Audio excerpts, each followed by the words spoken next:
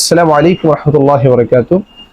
ভাই আব্দুর রাজ্জাক জানতে চেয়েছেন মেয়াদ উত্তীর্ণ পণ্য ক্রয় বিক্রয় জায়েজ কিনা। অত্যন্ত গুরুত্বপূর্ণ একটি বিষয়। আমরা যারা ব্যবসা করে থাকি স্বাভাবিক আমাদের দোকানপাটে যে মেয়াদ উত্তীর্ণ হয়ে গেছে এমন বস্তু দোকানে থাকে, এটি আসলে ক্রয় বিক্রয় জায়েজ কিনা।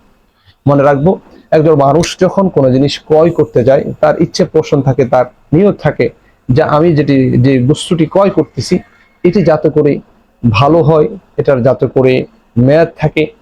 এখন সে এটা চিন্তা করে ক্রয় করতেছে, কিন্তু আপনি জানেন যিনি বিক্রি করতেছে তিনি জানেন যে এটার মেয়াদ শেষ। যদি এভাবে জেনে শুনে বিক্রি করে তাহলে অবশ্যই এমন ক্রয় বিক্রয় নাজায়েজ হবে। আপনার এই টাকা খাওয়া, এই বেচা বিক্রি কখনো ভাবে জায়েজ হবে না।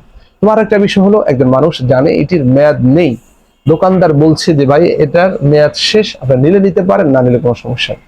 এই কথা বলার পরে যদি ক্রেতা যদি এর পরেও নেয় তাহলে এতে জায়েজ হবে, এতে কোনো সমস্যা নেই, কারণ দোকানদার পরিষ্কার করে বলে দিয়েছে এটার মেয়াদ নেই।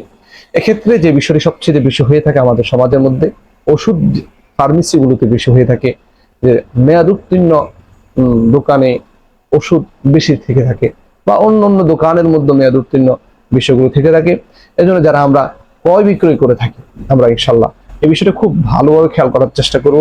আমার দ্বারা যাতে করে যে আমার এই ক্রয় বিক্রয়ের মধ্যে দিয়ে আমার পরিবার সংসার চলে, আমার মধ্যে দিয়ে যাতে করে কোনো ধরনের নাজায়েজ ক্রয় বিক্রয় না হয়। যেটার মেয়াদ শেষ হয়ে যাবে আমরা সেই কোম্পানিকে ফেরত দিব, আমরা এটা থেকে বেঁচে থাকবো।